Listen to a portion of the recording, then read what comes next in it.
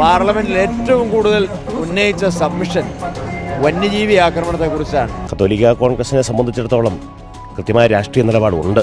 ഒരു ആശുപത്രി സൗകര്യം എന്നുള്ളത് ഭയങ്കര മോശമായ ഒരു സാഹചര്യമാണ്. വേണമെങ്കിൽ വെടിവെച്ച് കൊല്ലാനുള്ള അധികാരമുണ്ട്, പക്ഷേ സ്റ്റേറ്റ് ഗവൺമെൻറ് പോളിസി ഡിസിഷൻ എടുക്കണം. ഒരു വികസനം റോഡ് തലത്തിൽ, ആശുപത്രി തലത്തിൽ, വിദ്യാഭ്യാസ മേഖലയിൽ ഒന്നും തന്നെ ഉണ്ടായിട്ടില്ല. പട്ടയ പ്രശ്നം അതിവിടെ കൊല്ലങ്ങളായിട്ടുള്ളൊരു പ്രശ്നങ്ങളാണ്. നമ്മുടെ ഗവൺമെൻറ് പൂർണ്ണ പരാജയമാണ് ഫണ്ട് മുടക്കുന്ന കാര്യത്തിൽ. ഇന്നലകളിലെ സമരങ്ങളുടെ കനലുകൾ ഇന്നും ഞങ്ങളുടെ ഹൃദയത്തിലുണ്ട്. അത് ഈ ഇലക്ഷൻ കാലത്ത് ഞങ്ങൾ ജ്വലിപ്പിച്ചു തന്നെയാണ് നിർത്തിയിരിക്കുന്നത്. പ്രത്യേകിച്ച് കുടിവെള്ള ക്ഷാമം വളരെ രൂക്ഷമാണ്.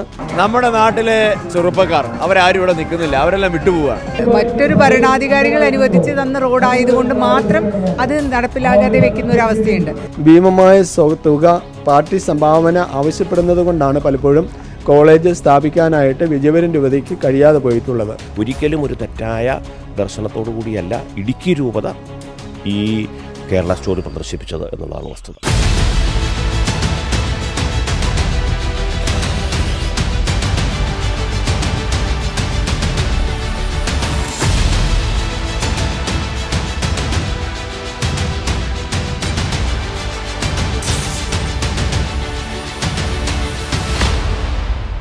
ഇടുക്കി ലോക്സഭാ മണ്ഡലത്തിലേക്ക് ഏവർക്കും സ്വാഗതം.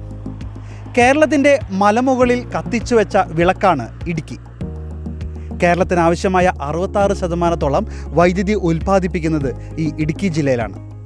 ഇടുക്കി എന്നത് ഏവർക്കും, എല്ലാ വിനോദസഞ്ചാരികൾക്കും, കേരളത്തിലെന്ന് മാത്രമല്ല ഇന്ത്യയിലും ലോകം മുഴുവനുള്ള വിനോദസഞ്ചാരികൾക്ക് ഏറ്റവും മനോഹരമായ, ഇഷ്ടപ്പെടുന്ന ഒരിടമാണ്.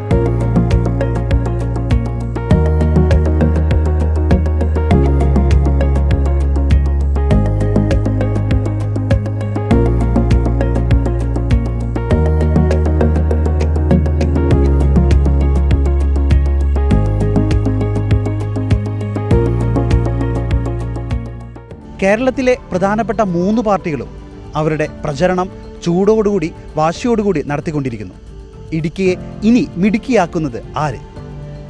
ഇടുക്കി ലോക്സഭാ മണ്ഡലത്തിൻ്റെ വിശേഷങ്ങളുമായി ഗുഡ്നസ് ന്യൂസ് ഇടുക്കി മണ്ഡലത്തിലുള്ള പര്യടനം ആരംഭിക്കുന്നു.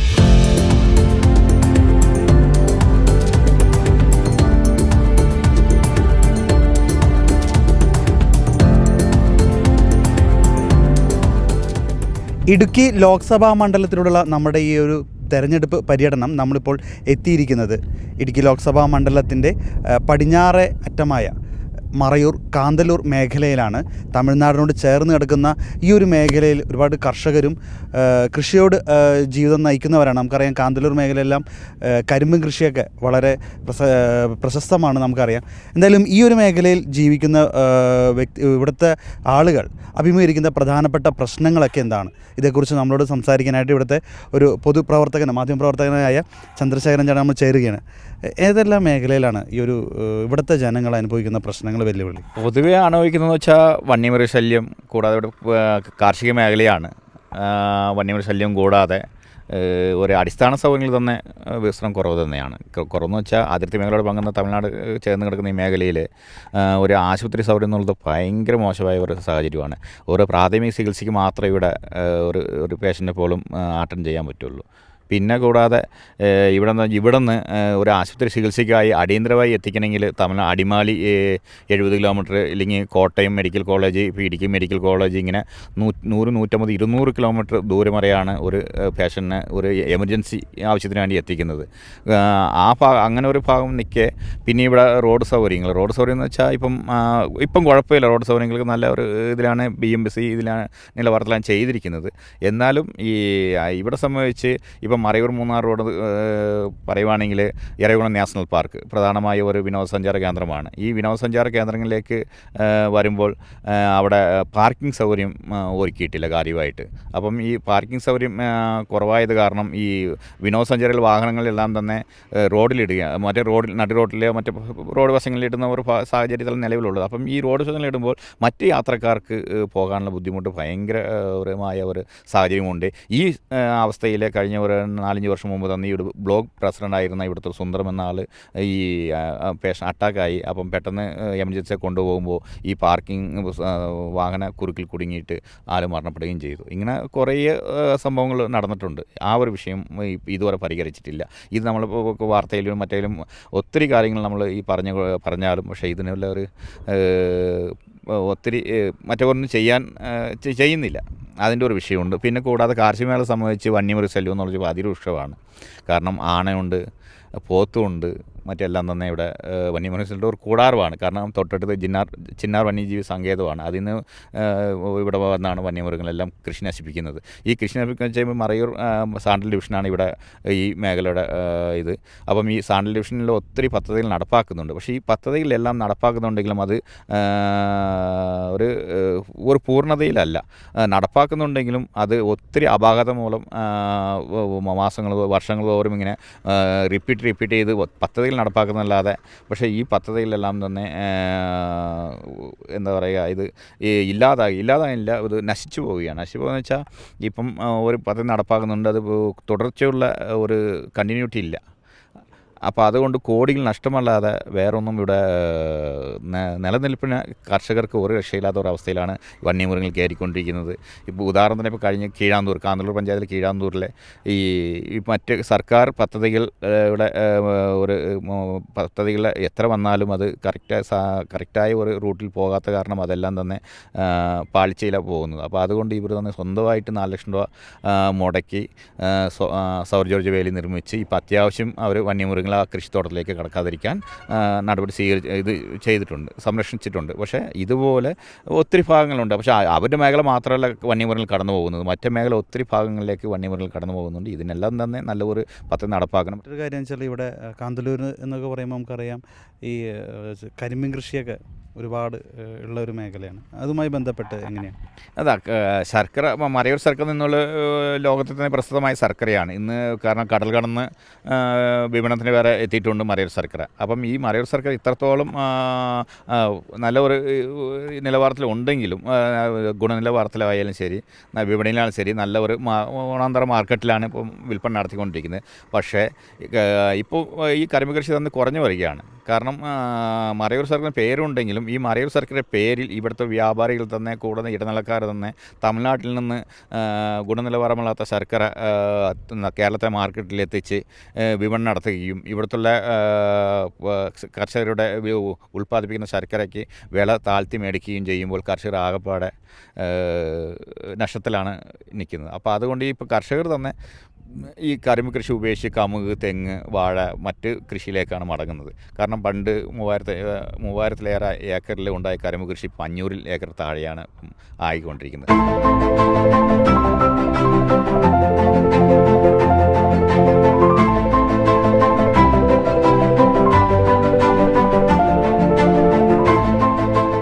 കാന്തല്ലൂർ ദണ്ടുകൊമ്പ് വിജയപുരം രൂപതയിൽപ്പെട്ട സെൻറ്റ് ജൂഡ് ദേവാലയത്തിലെ വികാരിയച്ഛൻ ഫാദർ പീറ്റർ പാലക്കലച്ചൻ ഇപ്പോൾ നമ്മളോടൊപ്പം ചേരുകയാണ്. അച്ഛാ നമസ്കാരം. തെരഞ്ഞെടുപ്പൊക്കെ വളരെ അടുത്തെത്തിയിരിക്കുകയാണ്. പ്രധാനപ്പെട്ട 3 സ്ഥാനാർത്ഥികളൊക്കെ അതിൻ്റെ മത്സരത്തിൻ്റെ പ്രചരണത്തിലേക്ക് ഇറങ്ങിയിരിക്കുകയാണ്. നമ്മളിത് ഈ ഇടുക്കി ലോക്സഭാ മണ്ഡലമാണ് പെടുന്നതാണ്. ഏറ്റവും അറ്റത്ത്, ഒരു പടിഞ്ഞാററ്റത്ത് തമിഴ്നാടിന് ചേർന്ന് കിടക്കുന്ന ഒരു ഭൂമിയാണ് ഇത്. ഈ ഒരു പ്രദേശത്തിൽ അപ്പോൾ അച്ഛനടുത്ത് വികാരിച്ച് നൽകി എന്തെല്ലാം പ്രശ്നങ്ങളാണ് ഇവിടുത്തെ സാധാരണ ജനങ്ങൾ അഭിമുഖീകരിക്കുന്നത്? ഈ മറയൂർ കാന്തല്ലൂർ മേഖല പൊതുവെ അഞ്ചുനാട് എന്നാണ് അറിയപ്പെടുന്നത്. ദേവികുളം താലൂക്കിൻ്റെ ഏതാണ്ട് പടിഞ്ഞാറ് ഭാഗത്ത് സ്ഥിതി ചെയ്യുന്ന ഒരു പ്രദേശമാണ്.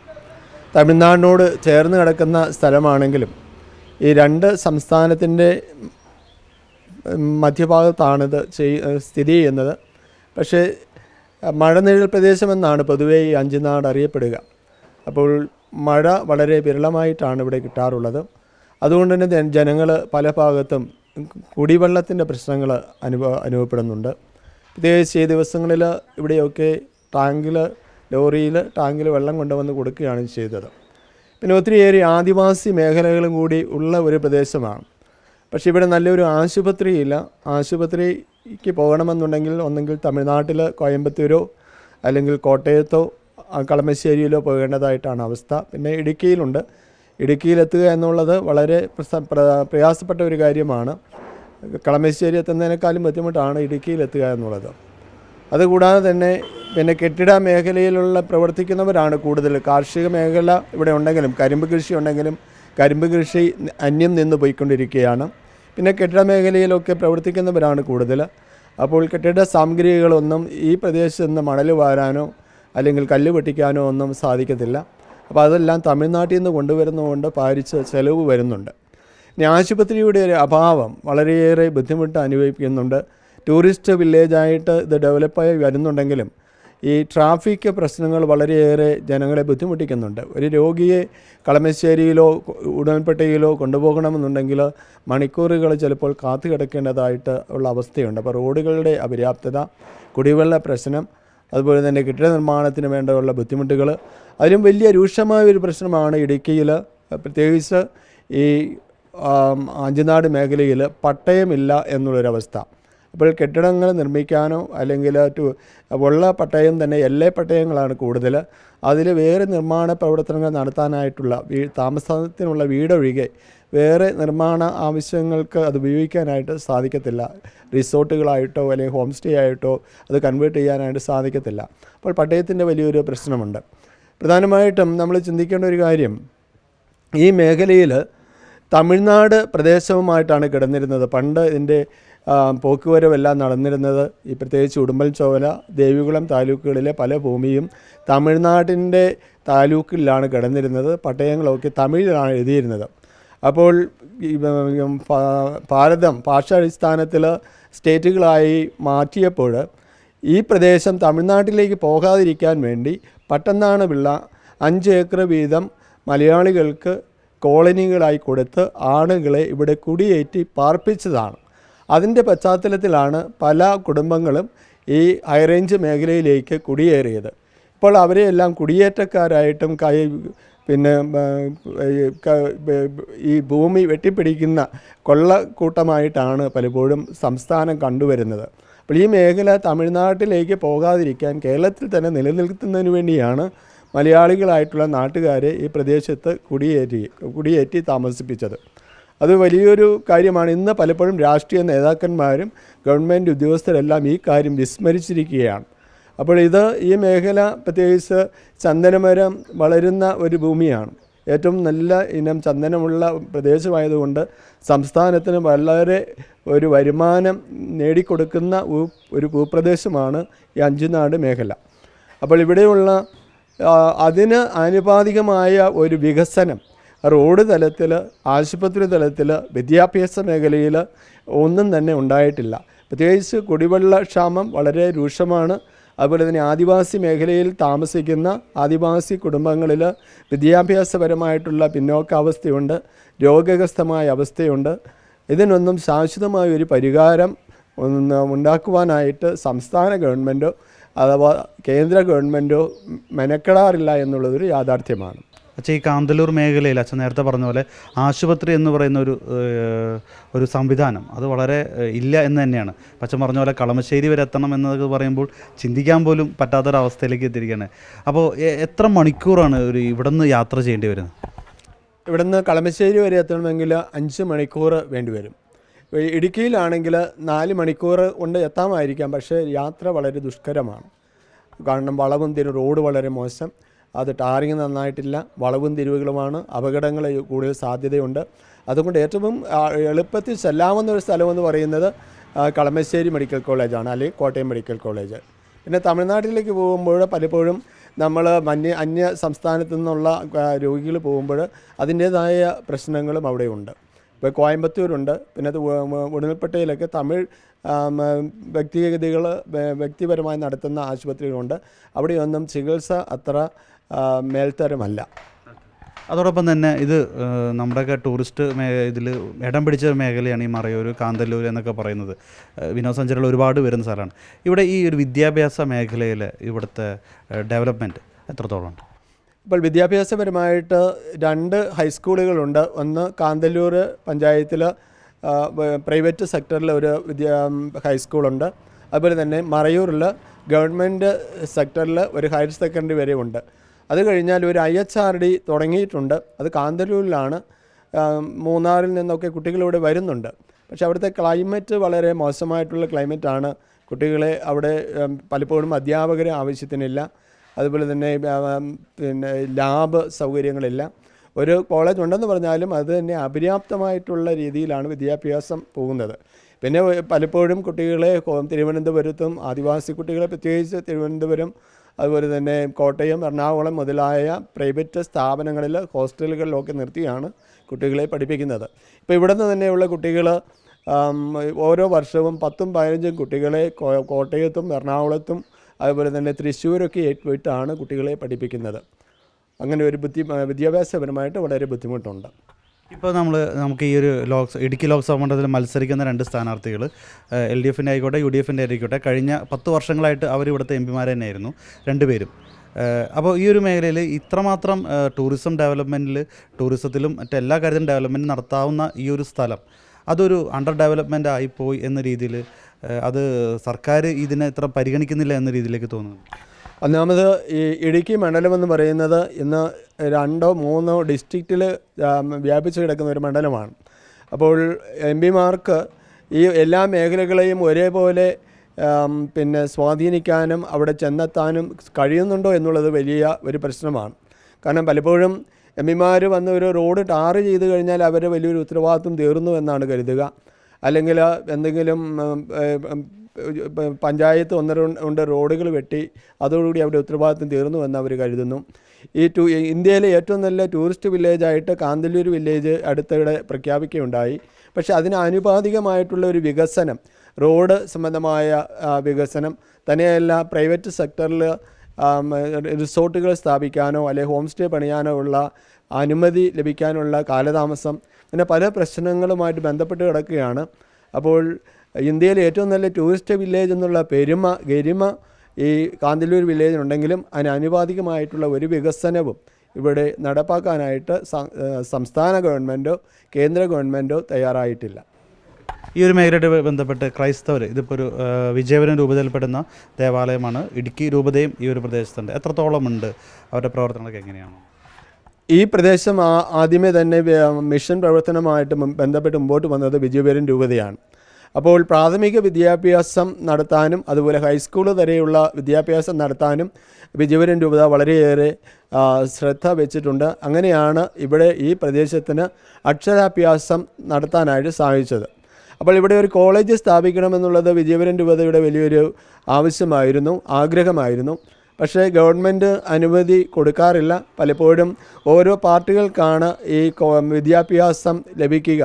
ഒരു സംയുക്തമായിട്ട് ഭരണം നടത്തുമ്പോൾ പല പാർട്ടികൾക്ക് വേണ്ടി ഓരോ വകുപ്പുകൾ വീതം വയ്ക്കുമ്പോൾ ആ പാർട്ടികൾക്ക് ഭീമമായ തുക പാർട്ടി സംഭാവന ആവശ്യപ്പെടുന്നത് കൊണ്ടാണ് പലപ്പോഴും കോളേജ് സ്ഥാപിക്കാനായിട്ട് വിജയപുരം രൂപതയ്ക്ക് കഴിയാതെ പോയിട്ടുള്ളത്. അപ്പോൾ അതുകൊണ്ട് തന്നെ ഈ മേഖലയിൽ അക്ഷരാഭ്യാസം എന്നുള്ള ഒരു സംഗതി ആരംഭിച്ചത് വിജയപുരം രൂപതയാണ്. 10ാം ക്ലാസ് വരെയുള്ള വിദ്യാഭ്യാസം നടത്തിക്കൊണ്ടു പോകാനായിട്ട് വിജയപുരം രൂപതയ്ക്ക് കഴിഞ്ഞിട്ടുണ്ട്.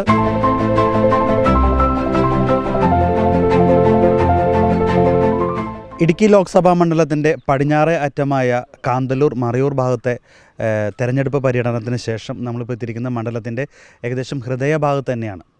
ഇവിടെ നമ്മളോടൊപ്പം ചേരുന്നത് ഇടുക്കി രൂപതയുടെ AKCCയുടെ പ്രസിഡൻ്റായ ശ്രീ ജോർജ് കോയിക്കലാണ്. നമസ്കാരം സാർ. സാറേ, നമ്മൾ തെരഞ്ഞെടുപ്പൊക്കെ വളരെ അടുത്തെത്തിയിരിക്കുകയാണ്. ഇവിടെ 3 മുന്നണികൾ പ്രധാനമായി മത്സരിക്കുന്നുണ്ട്. AKCC സംബന്ധിച്ചിടത്തോളം കേരളം മുഴുവനുള്ള നമ്മുടെ സീറോ മലബാർ സഭയുടെ സാമുദായിക സംഘടനയാണ്. ക്രൈസ്തവരുടെ ഒരു ശബ്ദമായി മാറിയിരിക്കുകയാണെന്ന കാലഘട്ടത്തിലൂടെ നമ്മളിപ്പോൾ പോയിക്കൊണ്ടിരിക്കുന്നത്. ഈ ഒരു അവസ്ഥയിൽ, ഈ ഒരു തെരഞ്ഞെടുപ്പിൽ AKCCയുടെ രാഷ്ട്രീയ നിലപാടുണ്ടോ? ഉണ്ടെങ്കിൽ അതെന്താണ്? കത്തോലിക്ക കോൺഗ്രസിനെ സംബന്ധിച്ചിടത്തോളം കൃത്യമായ രാഷ്ട്രീയ നിലപാടുണ്ട്. ആ രാഷ്ട്രീയ നിലപാട് ഒരു കക്ഷി രാഷ്ട്രീയത്തിന് അതീതമായി സമുദായ അംഗങ്ങളോടും ഈ നാട്ടിലെ ശബ്ദമില്ലാത്ത ഒട്ടേറെ ജനങ്ങളോടും ചേർന്ന് നിൽക്കുന്ന ഒരു ശക്തമായ നിലപാടാണുള്ളത്. ഇവിടെ ഞങ്ങൾ നേരിടുന്ന വലിയ പ്രതിസന്ധികളുണ്ട്. അത് ഭൂമി സംബന്ധമായുള്ള വലിയ പ്രതിസന്ധികളുണ്ട്. അതുപോലെ തന്നെ സമുദായം എന്ന നിലയിൽ നമ്മൾ നേരിടുന്ന വലിയ അവഗണനയുണ്ട്. ഇതിനോടൊക്കെ ശക്തമായി പ്രതികരിക്കുകയും നീതിക്ക് വേണ്ടി നമുക്ക് അനുകൂലമായ നിലപാട് സ്വീകരിക്കുകയും ചെയ്യുന്നവരുടെ പക്ഷത്തേക്ക് ഹൃദയം കൊണ്ട് ചേർന്ന് നിൽക്കുന്ന ഒരു നിലപാടാണ് കത്തോലിക്ക കോൺഗ്രസിനെ സംബന്ധിച്ച് ഇടുക്കി രൂപതയിലുള്ളത്. തീർച്ചയായിട്ടും ആ നിലപാടിന് ഈ പുതിയ കാലത്ത് വലിയ പ്രസക്തിയുണ്ട് എന്ന് ഞങ്ങൾ കരുതുകയാണ്. ഈ ഇടുക്കി ജില്ല അല്ലെങ്കിൽ ഇടുക്കി മണ്ഡലത്തെ സംബന്ധിച്ചിടത്തോളം കാർഷികപരമായിട്ട് ഇപ്പോൾ അതോടൊപ്പം തന്നെ നമ്മുടെ ഭൂസംരക്ഷണം ഇത് ഇങ്ങനെയുള്ള പല കസ്തൂരിരംഗൻ ഗാഡ്ഗിനി ഇതുമായി ബന്ധപ്പെട്ട് വലിയൊരു മുന്നേറ്റം നടന്നിട്ടുള്ള ഒരു മണ്ഡലം കൂടിയാണ് രാഷ്ട്രീയപരമായിട്ടും അല്ലാതെയും. അപ്പോൾ ഇടുക്കി ഹൈ റേഞ്ച് സംരക്ഷണ സമിതി ഒക്കെ ആയിട്ട് ബന്ധപ്പെട്ടായാലും പ്രവർത്തനങ്ങൾ, അപ്പോൾ അങ്ങനെയുള്ളൊരു രാഷ്ട്രീയ നിലപാടുകൾ ഇവിടെ എടുത്തിരുന്ന കൂടിയാണ്, കുറച്ച് വിവാദങ്ങളൊക്കെ കൂടി വേണം. അപ്പോൾ ഈ ഒരു ഘട്ടത്തിൽ എന്തായിരിക്കും ഇലക്ഷൻ്റെ എങ്ങനെയാണ് പോകുന്നത് കാര്യങ്ങൾ? ഇപ്പം 2 സ്ഥാനാർത്ഥികളുണ്ട്. ഈ സ്ഥാനാർത്ഥികളുമായി ബന്ധപ്പെട്ട് എങ്ങനെയാണ് കാര്യം? ഇടുക്കിയിൽ എന്നും എക്കാലവും പ്രത്യേകിച്ച് കുടിയേറ്റത്തിൻ്റെ കാലം മുതൽ തന്നെ വലിയ പ്രതിസന്ധികളുണ്ട്. എല്ലാ കാലങ്ങളിലും ഇടുക്കി ജില്ലയ്ക്ക് ആ ജില്ലയുടെ പ്രത്യേകിച്ച് ഈ മേഖലയിൽ നിന്നുള്ള ആളുകളുടെ നേതൃത്വത്തിലെ അഭാവം വലിയ കാര്യമായിട്ട് ഞങ്ങളെ ബാധിച്ചിട്ടുണ്ട്. അതിനെതിരെയാണ് ഒരു പരിധിവരെ ഞങ്ങൾ ഹൈറേഞ്ച് സംരക്ഷണ സമിതിയുടെ നേതൃത്വത്തിൽ കക്ഷി രാഷ്ട്രീയത്തിന് അതീതമായി ആളുകൾ സംഘടിച്ച് നിന്ന് ഈ നാട്ടിൽ ജനങ്ങൾ നേരിടുന്ന വലിയ പ്രതിസന്ധികളെ അതിജീവിക്കാനായിട്ട് ശ്രമിച്ചത്. അതിപ്പോഴും ഞങ്ങളുടെ മനസ്സിലുണ്ട്, ഞങ്ങളുടെ ആളുകളുടെ ഹൃദയത്തിലുണ്ട്. അതിൻ്റെ ചൂടും ചൂരും ഞങ്ങൾ ഹൃദയത്തിൽ സൂക്ഷിക്കുന്നതുകൊണ്ട് തന്നെയാണ് ഈ ഇലക്ഷനെ നേരിടുന്നത്. ഇവിടെയും വലിയ പ്രതിസന്ധികളുണ്ട്. ആ പ്രതിസന്ധികളെന്ന് പറയുന്നത് നമ്മൾ സൂചിപ്പിച്ച പോലെ ഭൂമി സംബന്ധമായ വിഷയങ്ങളിൽ ഉൾപ്പെടെ വന്യമൃഗശല്യം, നിരന്തരമായി ഉണ്ടാകുന്ന കടുത്ത വന്യമൃഗശല്യം, അതുപോലെ തന്നെ വനവൽക്കരണവും വനവ്യാപനവും സംബന്ധിച്ചുള്ള ബഫർ സോണിൻ്റെ ഒരു വലിയ വ്യാപനം. ഇക്കാര്യത്തിലൊക്കെ ആരാണ് ഞങ്ങളോട് ചേർന്ന് നിൽക്കുന്നതെന്നുള്ളതിനെ നോക്കി കൃത്യമായും വോട്ട് ചെയ്യാനുള്ള അല്ലെ ഞങ്ങളുടെ സമ്മതിദാനാവകാശം അതിനനുസരിച്ച് വിനിയോഗിക്കാനുള്ള ഒരു മനസാക്ഷിയും ഒരു തീരുമാനവുമാണ് കത്തോലിക്ക കോൺഗ്രസ്സിനുള്ളത്.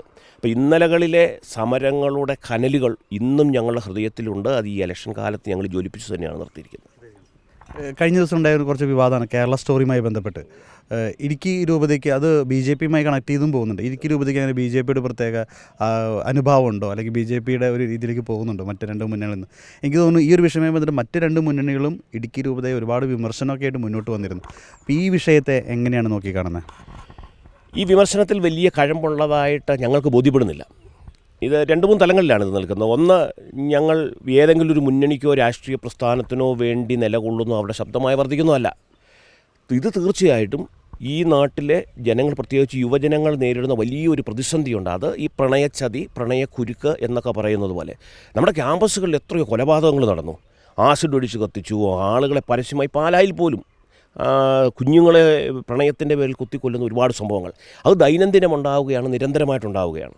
അപ്പം നമ്മൾ പ്രായപൂർത്തിയാകുന്ന കുട്ടികൾക്ക് 10, 11, 12 ക്ലാസ്സിലെ കുട്ടികളെ പ്രണയത്തെക്കുറിച്ചും അതിൻ്റെ നന്മയെക്കുറിച്ചും മോശത്തെക്കുറിച്ചും 2 സൈഡ്, പോസിറ്റീവ് നെഗറ്റീവ് സൈഡുകളെക്കുറിച്ച് പഠിപ്പിക്കാനുള്ള ശ്രമത്തിൻ്റെ ഭാഗമായി ആണ് ഈ കേരള സ്റ്റോറി കാണിക്കാനായിട്ട് ഇടയാക്കി തീർത്തത്. അത് ഏതെങ്കിലും ഒരു രാഷ്ട്രീയ പാർട്ടിക്ക് വേണ്ടി പ്രവർത്തിച്ചതായിട്ടോ മുന്നണിക്ക് വേണ്ടി പ്രവർത്തിച്ചതായിട്ടോ അല്ല. നമ്മൾ പറയുന്ന ഒരു സ്റ്റാൻഡുണ്ട്. ഇത് നമ്മളല്ല, വേറെ ആര് പറഞ്ഞു കൊടുക്കും? എൻ്റെ കുഞ്ഞിനോട് അരുത് എന്ന് പറയാനുള്ള കാര്യം എനിക്കല്ലേ ബോധ്യമുള്ളത്.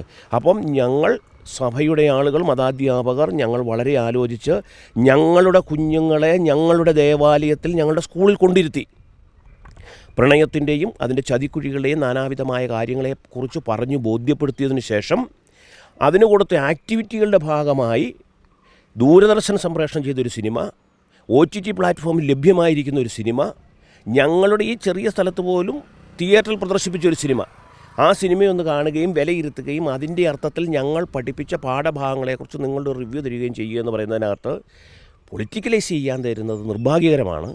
അല്ലെങ്കിൽ അങ്ങനെ ഒരു ധ്രുവീകരണം, വർഗീയമായ ജാതിയുമായ ധ്രുവീകരണം നടത്താൻ ശ്രമിക്കുന്നത് അവരുടെ മനസ്സിൻ്റെ മലിനതയാണ് സൂചിപ്പിക്കുന്നത്. ഒരിക്കലും ഒരു തെറ്റായ ദർശനത്തോടു കൂടിയല്ല ഇടുക്കി രൂപത ഈ കേരള സ്റ്റോറി പ്രദർശിപ്പിച്ചത് എന്നുള്ളതാണ് വസ്തുത. ഈ കേരള സ്റ്റോറിയായിട്ട് ബന്ധപ്പെട്ട് അന്ന് നടന്നു, ഇപ്പോൾ പ്രതിപക്ഷ നേതാവ് VD സതീശൻ അടക്കം ഇടത് വലത് മുന്നണികളെ കടുത്ത വിമർശനമാണ് രൂപതയ്ക്കെതിരെ നടത്തിയത്. കഴിഞ്ഞ കുറച്ച് നമ്മൾ മാധ്യമങ്ങളുടെ എല്ലാവരും കണ്ടതാണ്. അപ്പോൾ അതിനെങ്ങനെയാണ് രൂപത നോക്കിക്കാണുന്നത്? എന്തുകൊണ്ടായിരിക്കും അവർ ഇത്രമാത്രം വിമർശനമായിട്ട്? കാരണം ഒരു നേരത്തെ പറഞ്ഞ പോലെ ഒരു നമ്മളിവിടെ മയക്കുമരുന്നിനെതിരെ നമ്മൾ ഇത് കൊടുക്കുന്നുണ്ട്, ബോധവൽക്കരണം കൊടുക്കുന്നുണ്ട്, അക്രമങ്ങൾക്കെതിരെ, മറ്റെല്ലാ വിഷയങ്ങൾക്കെതിരെ ഇതുപോലെ സിനിമ കാണിച്ചും ഡോക്യുമെൻ്ററി കാണിച്ചൊക്കെ ബോധവൽക്കരണം. ഈ പ്രണയ ചതിയെക്കുറിച്ചൊരു ബോധവൽക്കരണം കൊടുത്തതിന് എന്തിനായിരിക്കും ഇവർ ഇത്രമാത്രം എന്താ പറയുക രൂപതയ്ക്കെതിരെ ഇതായത്? അതിൻ്റെ ഉത്തരം വളരെ സിമ്പിളാണ്. ഇത് നമുക്ക് അങ്ങനെ ഒരു പബ്ലിക്കായിട്ട് പറയാമോ എന്ന് എനിക്കറിയില്ല. പക്ഷേ അതിൻ്റെ ഉത്തരം വളരെ സിമ്പിളാണ്. ഇത് ചില ആളുകളെയൊക്കെ സൂചിപ്പിക്കാനും പച്ച മലയാളത്തിൽ പറഞ്ഞാൽ ചില ആളുകളെയൊക്കെ സൂചിപ്പിക്കാനും തങ്ങൾ അവരുടെ പക്ഷത്താണ് എന്ന് ബോധ്യപ്പെടുത്താനും ചിലരെ കുരുതി കൊടുക്കുകയും ചിലരെ ഇരയാക്കുകയും ചെയ്ത് ഈ ചൂണ്ടയിൽ മീനിട്ട് ഇരയിട്ട് മീൻ പിടിക്കുന്നത് പോലെ ചില വോട്ട് ബാങ്കുകളെ സ്വന്തമാക്കാനുമുള്ള ഒരു ഹീനശ്രമത്തിൻ്റെ ഭാഗമായിട്ട് മാത്രമേ ഞങ്ങളിത് കാണുന്നുള്ളൂ. ഈ നാട്ടിൽ കലാലയങ്ങളിൽ, സ്കൂളുകളിൽ, നമ്മുടെ കുടുംബങ്ങളിലല്ലേ എത്രയോ ദുരന്തങ്ങളെക്കുറിച്ച് നമ്മൾ പറയുന്നുണ്ട്. അപ്പം അതിന് ആവശ്യമായ രീതിയിലുള്ള ഒരു ബോധവൽക്കരണ ശ്രമം, ഞാൻ പറഞ്ഞത് പബ്ലിക് പ്ലേസ് നടത്തിയതല്ല, കേരള സ്റ്റോറി പ്രദർശിപ്പിച്ചത് നമ്മൾ ചന്തയെ കൊണ്ട് പ്രദർശിപ്പിച്ചതല്ല, അല്ലെങ്കിൽ നാനാജാതി മതസ്ഥരെ ഇടയ്ക്കൊണ്ട് പ്രദർശിപ്പിച്ചതല്ല. നമ്മുടെ പള്ളികളിൽ, നമ്മുടെ സ്കൂളുകളിൽ 4 ദിവസക്കാലം ഈ കുട്ടികളെ ചേർത്ത് നിർത്തി ഇതുമായി ബന്ധപ്പെട്ട നാനാവിധമായ കാര്യങ്ങളൊക്കെ ഒരു മതാധ്യാപകൻ പറഞ്ഞു കൊടുത്തതിന് ശേഷം ഈ സിനിമയൊന്ന് കാണൂ, ഇതിനകത്തൊരു പ്രമേയം ചർച്ച ചെയ്യുന്നുണ്ട്, അതിനെ വിലയിരുത്തൂ എന്ന് പറയുന്നതിനെ പ്രതിപക്ഷ നേതാവായാലും മറ്റു രാഷ്ട്രീയ പാർട്ടിക്കാരായാലും ഇടുക്കി രൂപതയെ വിമർശിക്കുകയും സഭയെ വിമർശിക്കുകയും വ്യാജപ്രചരണങ്ങൾ നടത്തുകയും ചെയ്യുന്നതും ചില കാര്യങ്ങളെ പർവ്വതീകരിച്ച് കാണിച്ച് സഭയെയും നമ്മുടെ പ്രവർത്തനങ്ങളെ മോശക്കാരാക്കാൻ ശ്രമിക്കുകയും ചെയ്യുന്നതിൻ്റെ പിന്നിലെ ഉത്തരം ഞാൻ ആദ്യം സൂചിപ്പിച്ച പോലെ വളരെ ലളിതമാണ്. ചില വോട്ട് ബാങ്കുകളെ നേടാനുള്ള ഹീനശ്രമത്തിൻ്റെ ഭാഗമാണ്. അതുമാത്രമേ ഞങ്ങൾക്കതിനെക്കുറിച്ച് പറയാനുള്ളൂ. സാർ നേരത്തെ പറഞ്ഞ കറക്റ്റാണ്. ഇപ്പം നമ്മൾ ബോധവൽക്കരണം കൊടുക്കാണ്ട് വേറെ ആരും നമ്മുടെ കുട്ടികൾക്ക് ബോധവൽക്കരണം കൊടുക്കും? ക്രൈസ്തവരുടെ സൺഡേസ് ക്ലാസ്സിൽ അവരുടെ കുട്ടികൾക്ക് നമ്മൾ പഠിപ്പിച്ച കാര്യത്തിൽ ഈ രാഷ്ട്രീയക്കാർ ഇത്രമാത്രം ചെയ്തതും അല്ലെങ്കിൽ ഇപ്പോൾ സഭയ്ക്കെതിരെ നിന്നതും ഒരുപാട് മുറിവുകൾ ക്രൈസ്തവരുടെ, പ്രത്യേകിച്ച് ഈ രൂപത മാത്രമല്ല കേരളത്തിലെ മുഴുവൻ ക്രൈസ്തവരും രൂപതയ്ക്കൊപ്പം നിന്നിരുന്നു. അതൊരു അവരുടെ മനസ്സിലൊരു മുറിവുണ്ടാക്കിയിട്ടില്ലേ? ഒരു പക്ഷേ അത് ഈ തെരഞ്ഞെടുപ്പിനെ ബാധിക്കും. തീർച്ചയായിട്ടും. ഞാൻ ഒരു കാര്യം കൂടെ ഈ അവസരത്തിൽ ഒരു സമുദായ സംഘടനാ പ്രവർത്തനത്തിൽ വ്യക്തമാക്കാൻ ഉദ്ദേശിക്കുന്നത്, എല്ലാ രാഷ്ട്രീയ പാർട്ടികളുടെയും പഠിപ്പിക്കലുകളുണ്ട്, ബോധവൽക്കരണങ്ങളുണ്ട്. ഇവരുടെയൊക്കെ അണികളെയും നേതാക്കന്മാരെയും പഠിപ്പിക്കുന്ന പാഠഭാഗങ്ങൾ എന്താണ് എന്ന് ഈ പൊതുസമൂഹത്തോട് ഒരിക്കലും വിളിച്ചു പറയാറില്ല. തീവ്രവാദ നിലപാടുള്ള ആളുകളുണ്ട്, അത് ഇടതുപക്ഷത്തോ വലതുപക്ഷത്തോ വ്യത്യാസമില്ലാതെ അവർ പഠിപ്പിക്കുന്ന കാര്യങ്ങളുണ്ട്. അതൊക്കെ നാട്ടിലെ ആളുകളോട് പറഞ്ഞിട്ടാണോ? എല്ലാ മതവിഭാഗങ്ങളും തങ്ങളുടെ കുഞ്ഞുങ്ങളെ നേരം വെളുക്കുന്നതിന് മുമ്പ് മതശാലകളിൽ കൊണ്ട് പഠിപ്പിക്കുന്നില്ലേ? ആ സിലബസ് ലോകത്ത് ആരോടെങ്കിലും വിളിച്ചു പറഞ്ഞിട്ടാണോ? ആ സിലബസ് എവിടെയെങ്കിലും പൊതുസമൂഹത്തിൽ ചർച്ച ചെയ്തിട്ടാണോ? ആ സിലബസ് ഈ നാട്ടിൽ എല്ലാവർക്കും അംഗീകരിക്കാവുന്നൊരു സിലബസ് ആകണമെന്നില്ല. മറിച്ച് ആർക്കും കൊട്ടാവുന്ന ഒരു ചെണ്ട പോലെ ആർക്കും അറ്റാക്ക് ചെയ്യാനുള്ളൊരു ഇടമായി നമ്മൾ ക്ഷമയുടെയും മാന്യതയുടെയും നമ്മൾ തീവ്രവാദമില്ലായ്മയുടെയും ഒക്കെ പ്രതിനിധികളായി നിൽക്കുന്നു എന്നുള്ളത് കൊണ്ട് ഞാൻ ആദ്യം സൂചിപ്പിച്ചതുപോലെ ഈ പാവപ്പെട്ടവനെ, ഈ നിസ്സഹായനെ ഈ ചൂണ്ടയിൽ കൊളുത്തിയിട്ടാൽ മറ്റു ചില വലിയ മത്സ്യങ്ങളെ പിടിക്കാനുള്ള ശ്രമം മാത്രമായിട്ടേ കാണുന്നുള്ളൂ. സമുദായ സംഘടന, പ്രത്യേകിച്ച് ഇടുക്കി രൂപതയിൽ സഭ ഈ കേരള സ്റ്റോറി പ്രദർശിപ്പിച്ചു എന്നുള്ളതല്ല, ഈ പ്രണയച്ചതിക്കെതിരെ, പ്രണയക്കുരുക്കുകൾക്കെതിരെ നടത്തിയ ബോധവൽക്കരണ ശ്രമങ്ങൾക്ക് 100% പിന്തുണ അവിടുത്തെ ആളുകൾ നൽകുന്നത്. അത് സമുദായ സംഘടന ഏറ്റെടുത്ത് നടത്തുന്ന ഒരു വലിയ പിന്തുണയും പ്രോത്സാഹനമായിട്ട് നിൽക്കുകയാണ്.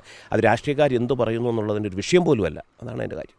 ഇപ്പോൾ ഈ തെരഞ്ഞെടുപ്പ് വരുമ്പോൾ നേരത്തെ പറഞ്ഞ കാര്യം തന്നെ, ഇപ്പം നമ്മൾ ചെയ്ത കാര്യങ്ങൾക്കെതിരെ ഇപ്പം നേരത്തെ മറ്റൊരു മതത്തിൻ്റെ ഒരു പാഠപുസ്തകം, ഇങ്ങനെ തറയിൽ പിതാവും ആ ഒരു വിഷയം പറഞ്ഞു, ചർച്ച ചെയ്യപ്പെടാൻ മറ്റു മാധ്യമങ്ങളോ അല്ലെങ്കിൽ പൊതുസമൂഹമോ പേടിക്കില്ലേ എന്ന് ചോദിച്ചിരുന്നു. പക്ഷേ അപ്പോഴാണ് ക്രൈസ്തവർക്കെതിരെ വളരെ ഇത്രമാത്രം ആക്രമണം അഴിച്ചുവിടുന്നത് ഈ തെരഞ്ഞെടുപ്പ് കാലഘട്ടമായിട്ട്.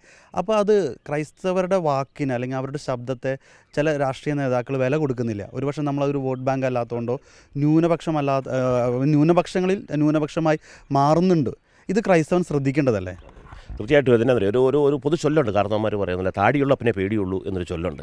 നമ്മൾ എണ്ണത്തിൽ വളരെ കുറവാണ്, നമ്മൾ ധ്രുവീകരണത്തിൽ വളരെ കുറവാണ്, നമ്മൾ മറ്റേതെങ്കിലും തരത്തിലുള്ള അക്രമ പ്രവർത്തനങ്ങളിലോ മറ്റു കാര്യങ്ങളിലോ ആരെയും ഭയപ്പെടുത്തുന്ന നിലപാടുകൾ സ്വീകരിക്കുന്നില്ല.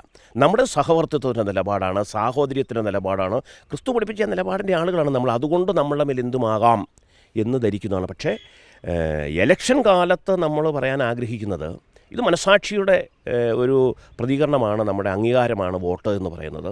തീർച്ചയായിട്ടും നമ്മളെ സ്നേഹിക്കുകയും നമ്മുടെ പക്ഷത്ത് നിൽക്കുകയും നമ്മൾ ഉയർത്തുന്ന നീതിക്ക് വേണ്ടി നിലകൊള്ളുകയും ചെയ്യുന്ന ആളുകളെ തിരിച്ചറിയാനുള്ള വിദ്യാഭ്യാസവും വിവരവും സമുദായാംഗങ്ങൾക്കുണ്ട്. അത് ഈ ഇലക്ഷൻ കാലത്ത് പ്രകടിപ്പിക്കും. അതിൻ്റെ പ്രതിഫലനം ഇലക്ഷനിലുണ്ടാകും എന്ന് തന്നെയാണ് പറയാം.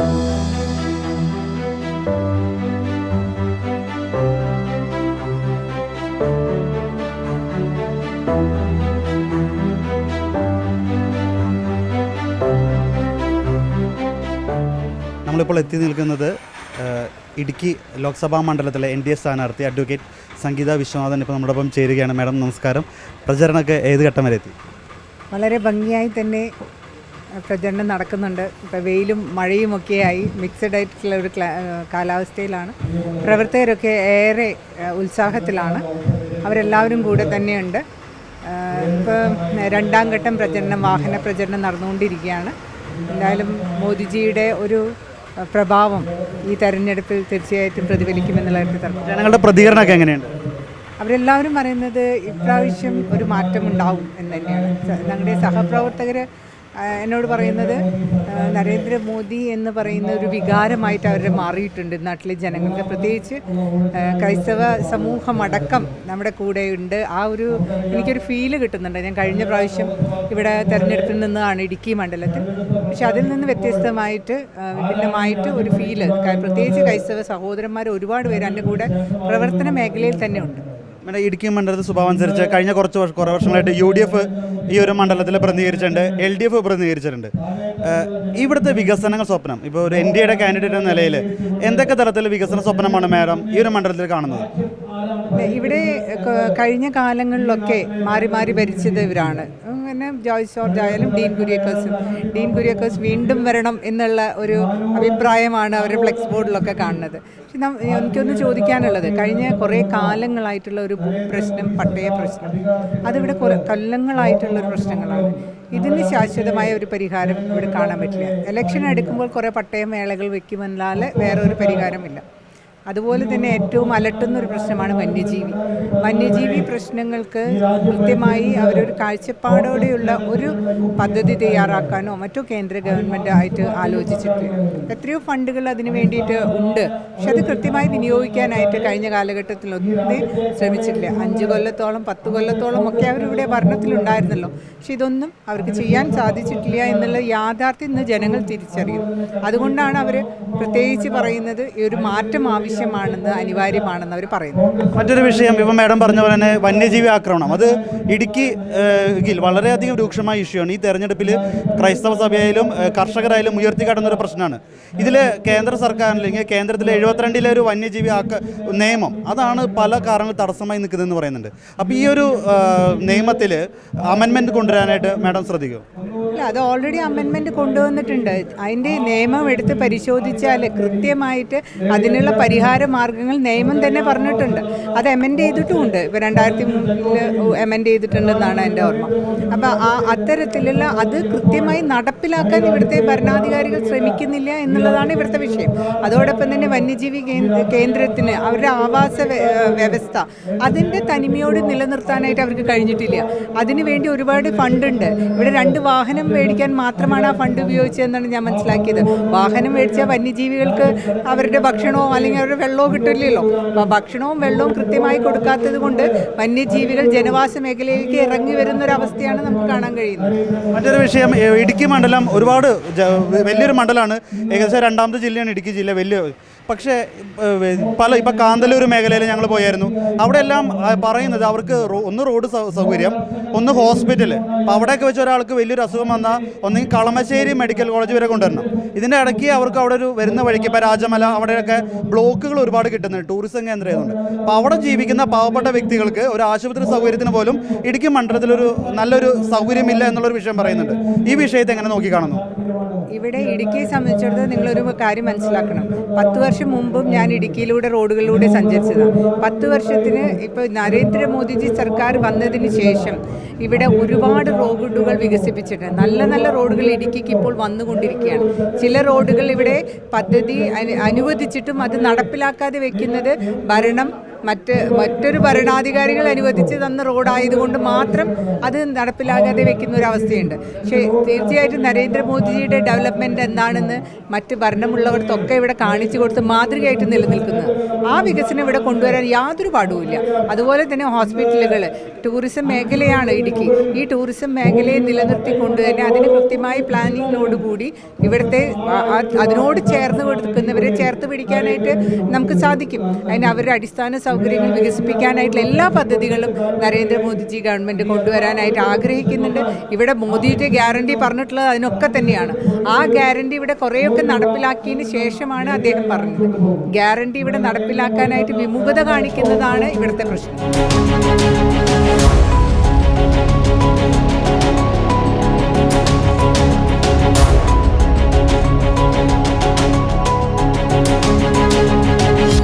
കാന്തല്ലൂരിനടുത്തുള്ള പായസ് നഗറിലെ 10-ാം പിയൂസ് ദേവാലയത്തിലെ വികാരിയച്ഛനായ ഫാദർ ബെന്നി അച്ചാരുപറമ്പിൽ OCD അച്ഛൻ നമ്മളോടൊപ്പം ചേരുകയാണ്. അച്ഛൻ നമസ്കാരം. തെരഞ്ഞെടുപ്പിൻ്റെ ആ ഒരു ചൂട്ടിലൂടെ നമ്മൾ പോയിക്കൊണ്ടിരിക്കുകയാണ്. ഈ ഒരു ദേവാലയവുമായി ബന്ധപ്പെട്ട് എത്ര ഇടവക്കാരുണ്ട് ഇവിടെ? നമുക്കൊരു 100-ൽ താഴെ ഇടവക ജനങ്ങളുണ്ട്. ഈ ഒരു പ്രദേശത്ത് നമുക്ക് എത്ര ക്രൈസ്തവ ദേവാലയങ്ങൾ വരുന്നു മൊത്തം? ക്രൈസ്തവ ദേവാലയങ്ങൾ ഇതിനടുത്ത് ഇനിയിപ്പോൾ നമുക്ക് ഈ കാന്തല്ലൂർ ഉള്ളത്, മറയൂർ, കാന്തല്ലൂർ, വിജയപുരം രൂപതയിൽപ്പെട്ടത് വിജയപുരം രൂപതയുടെ ഇടവകകളാണ്. എത്ര വർഷമായി നമ്മൾ ഈ ഒരു ദേവാലയം ഇത് 65-ൽ സ്ഥാപിതമായിട്ടുള്ള 1965-ൽ സ്ഥാപിതമായിട്ടുള്ള ദേവാലയം. നമ്മൾ ഈ ഇലക്ഷൻ സമയത്ത് നമ്മുടെ വിശ്വാസികൾ അല്ലെങ്കിൽ ക്രൈസ്തവർ അല്ലെങ്കിൽ ഈ ഒരു മേഖലയിൽ നിൽക്കുന്നവർ നേരിടുന്ന പ്രധാനപ്പെട്ട വെല്ലുവിളികൾ അല്ലെങ്കിൽ നമ്മുടെ ഈ ഒരു സ്ഥാനാർത്ഥികൾ അവർ ശ്രദ്ധ കൊടുക്കേണ്ട മേഖലകൾ അതൊന്ന് അച്ഛൻ ഒന്ന് പറയാമോ? നമുക്കിവിടെ പ്രത്യേകമായിട്ട് ഇപ്പോൾ കാന്തല്ലൂർ, മറയൂർ മേഖലയിൽ ഞാൻ ഈ പള്ളിയിൽ വന്നിട്ട് ഒരു വർഷത്തോളമായി. അപ്പോൾ നമുക്ക് കാണുന്ന പ്രശ്നങ്ങളെന്ന് പറഞ്ഞാൽ ഒന്നാമത്തെ അടിസ്ഥാനപരമായിട്ടുള്ള കാര്യങ്ങൾ ഇവിടെ ഇവർക്ക് ലഭിക്കുന്നില്ല എന്നുള്ളതാണ്. പ്രത്യേകിച്ച് മലയോര മേഖലയിലധികവും കർഷക കുടുംബങ്ങളിൽ കൃഷിപരമായിട്ടുള്ള ജോലിയിൽ വ്യാപൃതരായിട്ടുള്ള ജനങ്ങളാണ്. അപ്പോൾ അവർക്ക് ഇന്നിപ്പോൾ അവർ നേരിടുന്ന പല കാര്യങ്ങളെന്ന് പറഞ്ഞാൽ ഇപ്പോൾ കൃഷി ഇവിടെ ഇല്ലാതായിക്കൊണ്ടിരിക്കുന്ന ഒരു കാലഘട്ടം. അതിന് പ്രത്യേകമായിട്ട് എടുത്തു പറയാവുന്ന കാരണങ്ങളെന്ന് പറഞ്ഞാൽ ഒന്ന് കാലാവസ്ഥ വ്യതിയാനം, അതനുസരിച്ചുള്ള അടിസ്ഥാനപരമായിട്ട് ഇവർക്ക് കൃഷിയിടങ്ങൾ നനച്ച് കിട്ടാനുള്ള സൗകര്യങ്ങളില്ല. പിന്നീട് രണ്ടാമത്തെ കാരണമായിട്ട് പറയുന്ന വന്യമൃഗങ്ങളുടെ ഒരു ശല്യം, ഉപദ്രവം കൂടിക്കൂടി വരുന്നു. അപ്പോൾ അതുകൊണ്ട് തന്നെ എല്ലാവരും കൃഷി ഉപേക്ഷിച്ച് പോകുന്ന ഒരു സാഹചര്യമുണ്ട്. ഈ വെള്ളത്തിൻ്റെ ദൗർബല്യം അത് വളരെ രൂക്ഷമാണോ ആണല്ലേ പ്രദേശത്ത്? പ്രത്യേകിച്ച് ഈ സമയത്ത് അത് ഇത്തിരി രൂക്ഷം തന്നെയാണ്. കുറച്ചൊക്കെ ജലസേചന സൗകര്യങ്ങളുണ്ടെങ്കിലും അത് ആവശ്യത്തിന് എല്ലാ കർഷകരിലേക്കും എത്തുന്നില്ല എന്നുള്ളത് ഒരു അടിസ്ഥാനപരമായ കാര്യം തന്നെ.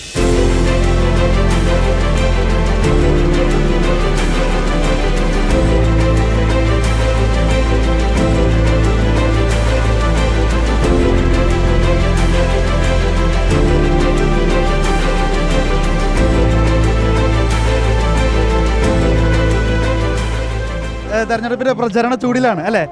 എവിടം വരെ എത്തി കേട്ടോ? നമ്മളിപ്പോൾ പരസ്യ പ്രചരണത്തിൻ്റെ 1-ാം റൗണ്ട് ഇതോടുകൂടി പൂർത്തീകരിക്കുകയാണ്. പരമാവധി സമ്മതിദായകരെ നേരിട്ട് കണ്ട് വോട്ട് അഭ്യർത്ഥിക്കുക എന്നുള്ളതാണ് നമ്മൾ ലക്ഷ്യം വയ്ക്കുന്നത്. തീർച്ചയായിട്ടും ഈ തെരഞ്ഞെടുപ്പ് രാജ്യത്തിൻ്റെ നിലനിൽപ്പുമായി ബന്ധപ്പെട്ട് വളരെയധികം പ്രാധാന്യമുള്ള ഒരു തെരഞ്ഞെടുപ്പാണ്. ഇന്ത്യ രാജ്യം ഇങ്ങനെ തന്നെ മുന്നോട്ട് പോകണമോ വേണ്ടയോ എന്നുള്ള ഒരു ചോദ്യമാണ് ജനങ്ങളുടെ മനസ്സിലേക്കുള്ളത്, അല്ലെങ്കിൽ ജനങ്ങളുടെ മനസ്സിന് മുന്നിലുള്ളത്. അപ്പോൾ അക്കാര്യത്തിൽ ഐക്യജനാധിപത്യ മുന്നണിക്ക് അനുകൂലമായി വോട്ട് രേഖപ്പെടുത്തേണ്ടതിൻ്റെ ആവശ്യകത പറഞ്ഞ് ബോധ്യപ്പെടുത്തിക്കൊണ്ട് ആണ് ഞങ്ങൾ ഈ തെരഞ്ഞെടുപ്പ് പ്രചരണവുമായി മുന്നോട്ട് പോയിക്കൊണ്ടിരിക്കുന്നത്. സാറേ, ഈ ഒരു തെരഞ്ഞെടുപ്പിൽ ഈ ഒരു ഇടുക്കി മണ്ഡലം മലയോര മേഖലയാണ്, ഒരുപാട് കർഷകരുള്ള മേഖലയാണ്. ഇപ്പോൾ ഒരു വന്യമൃഗ ആക്രമണവുമായി ബന്ധപ്പെട്ട് കർഷകർ ഒരുപാട് ആശങ്കയിലാണ്. ആ സമയത്ത് നമ്മുടെ ഇലക്ഷൻ നടക്കുന്നതും ഈ മണ്ഡലത്തിൽ ഒരുപാട് പങ്കുവെച്ചതും ഈ ആശങ്കയാണ്. ഈ ഒരു വിഷയത്തിൽ സാറിൻ്റെ നിലപാടാണ്? വന്യമൃഗശല്യം ഈ വിഷയത്തിൽ എന്നെ സംബന്ധിച്ചിടത്തോളം ഞാൻ പാർലമെൻറ്റിൽ ഏറ്റവും കൂടുതൽ ഉന്നയിച്ച സബ്മിഷൻ വന്യജീവി ആക്രമണത്തെക്കുറിച്ചാണ്. അപ്പം ഞാൻ പാർലമെൻറ്റിൽ 91 പ്രസംഗങ്ങളാണ് ചെയ്തിട്ടുള്ളത്. അതിൽ 8 എണ്ണം ഈ വിഷയത്തിൽ മാത്രമായിരുന്നു. ബാക്കി എല്ലാ വിഷയവും ചേർത്താണ് ബാക്കിയെല്ലാം വന്നിട്ടുള്ളത്. അപ്പോൾ ഈ കാര്യത്തിൽ ഈ നാട് നേരിടുന്ന പ്രതിസന്ധി നേരിട്ട് കണ്ടറിയാൻ എനിക്ക് പല അവസരങ്ങളുണ്ടായിട്ടുണ്ട്. ഇത് പരിഹരിക്കണമെങ്കിൽ സർക്കാർ ഇടപെടാതെ നടക്കത്തില്ല. ഇപ്പോൾ പ്രാഥമികമായി ജനങ്ങളുടെ ജീവനും സ്വത്തും സംരക്ഷിക്കാൻ ബാധ്യതയുള്ളത് സംസ്ഥാന ഗവൺമെൻറ്റിനാണ്. അപ്പോൾ അതിനനുസരിച്ച് പ്രതിരോധ പ്രവർത്തനങ്ങൾ ഏർപ്പെടുത്താൻ സ്റ്റേറ്റ് ഗവൺമെൻറ്റിന് അധികാരമുണ്ട്. അവരത് ചെയ്യുന്നില്ല. അപ്പോൾ നല്ല നല്ല പദ്ധതികൾ ധാരാളമുണ്ട്. മറ്റ് സംസ്ഥാനങ്ങളെ ഒക്കെ മാതൃകയാക്കിക്കൊണ്ട് ട്രെഞ്ച് കുഴിക്കേണ്ടടുത്ത് ട്രെഞ്ച് കുഴിക്കാനും, ഇനി അതല്ലെങ്കിൽ സോളാർ വേലിക്ക് പകരം ക്രാഷ് ഗാർഡ് ഫെൻസിങ് ചെയ്യാനും മതിൽ കെട്ടാനും ഒക്കെ തന്നെ സംസ്ഥാന ഗവൺമെൻറ്റിന് അധികാരമുണ്ട്, അവസരമുണ്ട്. പക്ഷേ അവർ പ്രയോജനപ്പെടുത്താത്തിടത്താണ് ഈ പറയപ്പെടുന്നത് പോലെ ഇത്രയും രൂക്ഷമായ അതിക്രമങ്ങൾ ഉണ്ടാകുന്നത്. നമ്മൾ മനസ്സിലാക്കേണ്ട ഒരു പ്രധാനപ്പെട്ട കാര്യം, ഈ വന്യമൃഗശല്യം ഏറ്റവും രൂക്ഷമായിട്ടുള്ളത് 3-4 ജില്ലകളിൽ മാത്രമാണ്. ഇപ്പം ഇടുക്കി, വയനാട്, പത്തനംതിട്ട, പാലക്കാട് ഇങ്ങനെയുള്ള ഒരു പ്രധാനപ്പെട്ട മലയോര കേന്ദ്രങ്ങളിലാണ് ഈ വിഷയം ഏറ്റവും രൂക്ഷമായിട്ടുള്ളത്. അതിൽ തന്നെ ഏറ്റവും പ്രധാനപ്പെട്ട കേന്ദ്രങ്ങളുണ്ട്. ആ കേന്ദ്രങ്ങൾ ഐഡൻറ്റിഫൈ ചെയ്ത് നല്ല നല്ല പദ്ധതികൾ അവതരിപ്പിച്ചാൽ ഈ പ്രശ്നം കുറേയൊക്കെ പരിഹരിക്കാം. എൻ്റെ മുന്നിൽ എനിക്ക് പറയാൻ പറ്റുന്നൊരു കാര്യം, ബഹുമാനപ്പെട്ട ഉമ്മൻചാണ്ടി സാർ മുഖ്യമന്ത്രിയായിരുന്ന കാലഘട്ടത്തിൽ മാങ്കുളം പഞ്ചായത്തിൽ ക്രാഷ് കാർഡ് ഫെൻസിങ് ചെയ്തു. ആ മാങ്കുളം പഞ്ചായത്തിൽ ഇപ്പോൾ കാട്ടാന ആക്രമണം കുറവാണ്. അതൊരു ചെറിയ കാര്യമല്ല. അപ്പോൾ കാട്ടാനയുടെ ആക്രമണത്തെ ഒരു പരിധിവരെ പ്രതിരോധിക്കാൻ ആ ക്രാഷ് കാർഡ് ഫെൻസിങ് കൊണ്ട് കഴിയുന്നുണ്ട്. പക്ഷേ അതിന് പണം മുടക്കണം. ഇപ്പം നമ്മുടെ സംസ്ഥാന ഗവൺമെൻറ് ഏറ്റവും കുറച്ച് പൈസ മാത്രമാണ് ഈ കാര്യത്തിന് വേണ്ടി ചെലവഴിക്കുന്നത്. അപ്പം അതിൻ്റെ പേരിലാണ് ഇത്രയും രൂക്ഷമായ വിഷയം ഉണ്ടായിട്ടുള്ളത്. പിന്നെ ഈ ആനകളെയും അതുപോലെ മറ്റ് ക്രൂരമായ മൃഗങ്ങളെയും ഒക്കെ വേണമെങ്കിൽ വെടിവെച്ച് കൊല്ലാനുള്ള അധികാരമുണ്ട്. പക്ഷേ സ്റ്റേറ്റ് ഗവൺമെൻറ് പോളിസി ഡിസിഷൻ എടുക്കണം, ഉദ്യോഗസ്ഥർക്ക് ആ മെസ്സേജ് കൊടുക്കണം, റിപ്പോർട്ട് തയ്യാറാക്കണം. ഇതിനൊക്കെ അവർ മടി കാണിക്കുകയാണ്. പിന്നെ രണ്ടാമത്തെ കാര്യം, കേന്ദ്ര സർക്കാരിനെ സംബന്ധിച്ച് ചെയ്യേണ്ടതായിട്ടുള്ളൊരു കാര്യം, ഇതിൻ്റെ വനത്തിൻ്റെ ക്യാരിയിങ് കപ്പാസിറ്റിക്ക് അനുസരിച്ച് എണ്ണം നിയന്ത്രിച്ച് നിർത്താൻ വേണ്ടിയതായ ഒരു നിയമ ഭേദഗതി കൊണ്ടുവരണം. ഞാൻ പാർലമെൻറ്റിൽ ആ വിഷയം വളരെ ശക്തമായി ഉന്നയിച്ച ആളാണ്. പക്ഷേ കേന്ദ്ര സർക്കാർ അതിന് ഇതുവരെ തയ്യാറായിട്ടില്ല. അപ്പോൾ ഇങ്ങനെ രണ്ട് ഗവൺമെൻറ്റുകളും തികഞ്ഞ ഉത്തരവാദിത്വ ബോധത്തോടു കൂടി പെരുമാറിയെങ്കിൽ മാത്രമേ ഈ പ്രശ്നം ശാശ്വതമായി പരിഹരിക്കപ്പെടത്തുള്ളൂ. നമ്മൾ ജനപ്രതിനിധി എന്നുള്ള നിലയിൽ ഈ വിഷയം പാർലമെൻറ്റിനുള്ളിലും പുറത്തും ഒക്കെ തന്നെ ഉന്നയിച്ചു. അതോടൊപ്പം തന്നെ ജനകീയമായ സമരങ്ങൾക്കും നേതൃത്വം കൊടുത്തിട്ടുണ്ട് എന്നുള്ളതാണ് ഈ കാര്യവുമായി ബന്ധപ്പെട്ട് പറയാനുള്ളത്. ഇതിനിയും തുടരും. തെരഞ്ഞെടുപ്പിൽ ജയിച്ചാൽ നിശ്ചയമായും ഇക്കാര്യത്തിൽ ശക്തമായ ഇടപെടലിലൂടെ മുന്നോട്ട് പോകും. അതോടൊപ്പം തന്നെ ഒരു കാര്യം തീരുമാനിച്ചിട്ടുണ്ട്, നമ്മുടെ ഗവൺമെൻറ് പൂർണ്ണ പരാജയമാണ് ഫണ്ട് മുടക്കുന്ന കാര്യത്തിൽ. അതുകൊണ്ട് MP ഫണ്ടിൻ്റെ ഒരു നിശ്ചിത ശതമാനം പ്രധാനപ്പെട്ട വന്യജീവി ആക്രമണം ഉണ്ടാകുന്ന ഭാഗങ്ങളിൽ 50% MP ഫണ്ടും ഈ പ്രതിരോധ പ്രവർത്തനങ്ങൾക്ക് വേണ്ടി മാറ്റിവെക്കാനും തീരുമാനിച്ചിട്ടുണ്ട്. സാറേ, മറ്റൊരു കാര്യം, നമ്മൾ ഇടുക്കി ലോക്സഭാ മണ്ഡലം വളരെ വിശാലമായൊരു മണ്ഡലമാണ്. ഇടുക്കി ജില്ല കേരളത്തിലെ 2ാമത്തെ ജില്ലയാണ്. ഇതിനനുസരിച്ച് ഈ കാന്തല്ലൂർ മറയൂർ പ്രദേശം ഈ പടിഞ്ഞാററ്റത്ത് കിടക്കുന്നതാണ്. പക്ഷെ അവിടുത്തെ ചില ജനങ്ങൾ ഹോസ്പിറ്റലില്ല, റോഡുകളുടെ വികസനം ഇല്ല. അതുകൊണ്ട് തന്നെ അവിടുത്തെ ജനങ്ങൾ കുടിവെള്ളക്ഷാമം ഒരുപാട് വരുന്നു. അതോടൊപ്പം തന്നെ കോതമംഗലം മേഖലയിലെ കല്ലേലിമേട് എന്ന് പറയുന്ന ഗ്രാമത്തിൽ കറണ്ടില്ല, അവിടെ റേഞ്ച് ഇല്ലാത്ത അവസ്ഥ, അവർക്ക് കറണ്ട് കിട്ടിയിട്ടില്ല, പാലമില്ല. അപ്പം അങ്ങനെ പല മേഖലയിലും ഉള്ള ഒരു ഈ ഒരു മേഖലയിൽ എന്ത് രീതിയിലാണ്? എന്നെ സംബന്ധിച്ചിടത്തോളം ഈ കഴിഞ്ഞ 5 വർഷക്കാലം ഇതുപോലെയുള്ള ഏറ്റവും ഒറ്റപ്പെട്ട പ്രദേശങ്ങളിൽ സൗകര്യങ്ങൾ എത്തിക്കുന്നതിന് വേണ്ടിയിട്ടാണ് ഞാൻ പ്രധാനമായും ശ്രദ്ധിച്ചിട്ടുള്ളത്. അതിൽ ഏറ്റവും പ്രധാനപ്പെട്ട ഒരു ചോദ്യം താങ്കൾ ചോദിച്ചതിൽ മൊബൈൽ റേഞ്ച്, ഈ കല്ലേലിമേടിൽ ഉൾപ്പെടെ മൊബൈൽ റേഞ്ച് സ്ഥാപിക്കുന്നതിന് വേണ്ടിയിട്ടുള്ള അല്ലെങ്കിൽ അത് ഉണ്ടാക്കിയെടുക്കുന്നതിന് വേണ്ടിയിട്ടുള്ള മൊബൈൽ ടവർ 90 മൊബൈൽ ടവറാണ് നമ്മുടെ പാർലമെൻറ്റ് മണ്ഡലത്തിൽ അനുവദിച്ചിട്ടുള്ളത്. അതിലൊന്ന് കല്ലേലിമേടാണ്. കല്ലേലിമേടിൽ അവിടെ സ്ഥലം അനുവദിച്ചു, പക്ഷേ ഫോറസ്റ്റ് ഡിപ്പാർട്ട്മെൻറ്റ് ക്ലിയറൻസ് കിട്ടാത്തതിൻ്റെ പേരിലുള്ള ഒരു സാങ്കേതിക പ്രശ്നം മാത്രമേ ഉള്ളൂ. അത് പരിഹരിച്ചാൽ കല്ലേലിമേടിലും ആവും. 90 മൊബൈൽ ടവറുകൾ നമ്മുടെ ആദിവാസി മേഖലകളിലും തോട്ടം മേഖലകളിലും USO ഫണ്ടിൽ നിന്നും, യൂണിവേഴ്സൽ സർവീസ് ഒബ്ലിഗേഷൻ ഫണ്ടിൽ നിന്നും അനുവദിപ്പിച്ച് ഏതാണ്ട് 91 കോടി രൂപയുടെ വലിയ പ്രോജക്റ്റാണ് അതുമായി ബന്ധപ്പെട്ട് നടപ്പിലാക്കിക്കൊണ്ടിരിക്കുന്നത്. അപ്പോൾ ഒറ്റപ്പെട്ട മേഖലകളിൽ സൗകര്യങ്ങൾ എത്തിക്കുന്നതിന് വേണ്ടി പരമാവധി ഞാൻ പരിശ്രമിച്ചിട്ടുണ്ട്. രണ്ടാമത്തെ കാര്യം, റോഡ് വികസനവുമായി ബന്ധപ്പെട്ട് ദേശീയപാത അതിൻ്റെ ചരിത്രത്തിലെ ഏറ്റവും വലിയ വികസനത്തിലേക്ക് കടന്നു. ഇപ്പോൾ NH85 കൊച്ചി മുതൽ മൂന്നാർ വരെ അതിൻ്റെ നിർമ്മാണ പ്രവർത്തനം പുരോഗമിച്ചുകൊണ്ടിരിക്കുകയാണ്. നേരിമംഗലത്ത് പുതിയ പാലം അനുവദിച്ചു എന്നതുപോലെ നമ്മുടെ അടിമാലി കുമളി ദേശീയപാത അത് 18 മീറ്റർ വീതിയാക്കി വികസിപ്പിക്കുകയാണ്. മുണ്ടക്കയം കുമളി ദേശീയപാത അതും 18 മീറ്റർ വീതിയാക്കി വികസിപ്പിക്കുകയാണ്. വണ്ടിപ്പെരിയാറിലും കട്ടപ്പനയിലും ചെറുതോണിയിലും അടിമാലിയിലും ബൈപ്പാസ് അനുവദിച്ചു. മൂവാറ്റുപുഴയിലും കോതമംഗലത്തും ബൈപ്പാസ് അനുവദിച്ചു. ഇനി മലയോര മേഖലയിൽ ഇപ്പോൾ താങ്കൾ ആദ്യം ചൂണ്ടിക്കാണിച്ച മറയൂർ, കാന്തല്ലൂർ ഉൾപ്പെടെയുള്ള പ്രദേശങ്ങളിൽ അവിടെ ഇപ്പോൾ ട്രൈബൽ മേഖലയിലേക്ക് കൂടുതലായി MP ഫണ്ട് നൽകിക്കൊണ്ട് അതുവഴി ചെയ്യാൻ പറ്റാവുന്ന കാര്യങ്ങൾക്ക് ഞാൻ മുൻഗണന കൊടുത്തിട്ടുണ്ട്. ഇപ്പോൾ നമ്മുടെ ആദിവാസി ഊരുകളിലൊക്കെ അവർ നേരിടുന്ന പ്രശ്നങ്ങൾ പരിഹരിക്കാൻ വേണ്ടി, അടിസ്ഥാന സൗകര്യ പ്രശ്നങ്ങൾ പരിഹരിക്കുന്നതിന് വേണ്ടി നല്ല നിലയിൽ റോഡ് വികസനം യാഥാർത്ഥ്യമാക്കാൻ വേണ്ടി MP ഫണ്ട് നല്ല നിലയിൽ തന്നെ ട്രൈബൽ മേഖലയിൽ ചെലവഴിച്ചിട്ടുണ്ട് എന്നുള്ളതാണ് ഇതുമായി ബന്ധപ്പെട്ട് എനിക്ക് പറയാനുള്ളത്. സാറേ, ഇനിയുള്ള MP ആവുമ്പോൾ ഇനിയുള്ള സ്വപ്നങ്ങൾ, ഇടുക്കി മണ്ഡലത്തിൻ്റെ വികസന സ്വപ്നങ്ങൾ എന്തൊക്കെയാണ്? നമ്മുടെ നാട്ടിലെ ചെറുപ്പക്കാർ അവരാരും ഇവിടെ നിൽക്കുന്നില്ല, അവരെല്ലാം വിട്ടുപോവുകയാണ്, വിദേശ രാജ്യങ്ങളിലേക്കാണ്. അപ്പോൾ അവരുടെ ആത്മവിശ്വാസം നഷ്ടപ്പെട്ട ഒരു സ്ഥിതിയാണ്. അപ്പോൾ അവർക്ക് ആത്മവിശ്വാസം പകർന്നുകൊണ്ട് വികസന പദ്ധതികൾ നടപ്പിലാക്കുക എന്നുള്ളതാണ്. ഞാൻ ആദ്യം പറഞ്ഞല്ലോ, ഇവിടെ സൗകര്യങ്ങൾ കൂടുതലായി വർദ്ധിപ്പിക്കുക എന്നുള്ളതാണ്. ഇപ്പോൾ ഈ മൊബൈൽ ടവറിൻ്റെ സ്ഥാപനം അത് ആ രീതിയിലാണ് കാണുന്നത്. ഇപ്പോൾ ഇന്നത്തെ കാലഘട്ടത്തിൽ 5Gയുടെ കാലഘട്ടത്തിൽ ഒരു കോള് പോലും വിളിക്കാൻ പറ്റാത്ത ധാരാളം പ്രദേശങ്ങൾ നമ്മുടെ നാട്ടിലുണ്ടായിരുന്നു. ജൂൺ മാസം 30 സമ്പൂർണ്ണമായി മൊബൈൽ കവറേജുള്ള അത് 4G കണക്ഷനുള്ള ഒരു പാർലമെൻറ്റ് മണ്ഡലമായി ഇടുക്കി മാറും. എന്നതുപോലെ അടിസ്ഥാന സൗകര്യ വികസന രംഗത്ത് ദേശീയപാത വികസനം അത് നല്ല നിലയിൽ തന്നെ മുന്നോട്ട് പോയിക്കൊണ്ടിരിക്കുകയാണ്. അതോടൊപ്പം തന്നെ തൊഴിലാളികളുമായി ബന്ധപ്പെട്ട് നമ്മുടെ തോട്ടം മേഖലയിലെ തൊഴിലാളികൾ ഉൾപ്പെടെ ESI ബെനിഫിറ്റ് ഉള്ളവരായി മാറാൻ പോവുകയാണ്. അപ്പോൾ കട്ടപ്പനയിൽ 100 ബെഡ് ESI ആശുപത്രി അനുവദിച്ചു, 150 കോടി രൂപ അനുവദിച്ചു. അതിൻ്റെ ടെൻഡർ നടപടികൾ പൂർത്തീകരിച്ചു. ഇനി അതിൻ്റെ പണി പൂർത്തീകരിക്കണം. തൊടുപുഴയിൽ രണ്ടാമതൊരു കേന്ദ്രീയ വിദ്യാലയം അനുവദിച്ച് അല്ലെങ്കിൽ അതിൻ്റെ സ്ഥലമെടുപ്പ് ഉൾപ്പെടെ പൂർത്തീകരിച്ച് അന്തിമ അനുമതിക്ക് വേണ്ടി കാത്തു നിൽക്കുകയാണ്. അപ്പോൾ അത് ഉൾപ്പെടെയുള്ള അങ്ങനെ വിദ്യാഭ്യാസ രംഗത്ത് ഹോസ്പിറ്റൽ സൗകര്യങ്ങൾ ഉണ്ടാക്കുന്ന കാര്യങ്ങൾ അത് അടിസ്ഥാന വർഗം എന്ന് പറയപ്പെടുന്ന അല്ലെങ്കിൽ എല്ലാ തരത്തിലും തൊഴിലാളികൾ സൗകര്യം കുറവുള്ള ആളുകൾ അവർക്ക് ഹോസ്പിറ്റൽ സൗകര്യങ്ങൾ നല്ല ചികിത്സ ലഭ്യമാക്കുന്ന തരത്തിലുള്ള പദ്ധതികൾ. അതോടൊപ്പം തന്നെ വിദ്യാഭ്യാസപരമായ പരിമിതി ആദിവാസി മേഖലയിൽ ഇടമലക്കുടിയിൽ ഒരു സ്കൂൾ അനുവദിച്ച് ആ സ്കൂൾ കെട്ടിടം നമ്മൾ പണി പൂർത്തീകരിച്ചു. CSR ഫണ്ട് മുടക്കിയാണ് കൊച്ചിൻ ഷിപ്പ്യാർഡിൻ്റെ.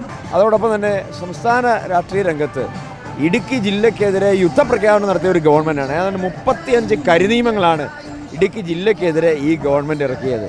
അപ്പോൾ ആ ഒരു തരത്തിൽ ഈ ജില്ലയെ ദ്രോഹിച്ച ഗവൺമെൻറ്റിനെതിരായിട്ടുള്ള ഒരു പ്രതിഷേധം ഇടുക്കിയിലെമ്പാടുമുണ്ട്. താങ്കളിവിടെ ആദ്യം സൂചിപ്പിച്ച വന്യജീവി പ്രശ്നം ഉൾപ്പെടെയുള്ള കാര്യങ്ങൾ അതിന് അകത്ത് വരുന്ന വിഷയങ്ങളാണ്. അപ്പോൾ സംസ്ഥാന ഗവൺമെൻറ്റിനെതിരായ അതിശക്തമായ ജനവികാരം, അഴിമതിയല്ലാതെ മറ്റൊന്നും ഈ ഗവൺമെൻറ്റിൻ്റെ അജണ്ടയിലില്ല. അപ്പോൾ ആ ഒരു തരത്തിൽ ഇടത് ഗവൺമെൻറ്റിനെതിരായിട്ടുള്ള ശക്തമായ പ്രതിഷേധം നാട്ടിലെല്ലായിടത്തും ഉണ്ടാകും.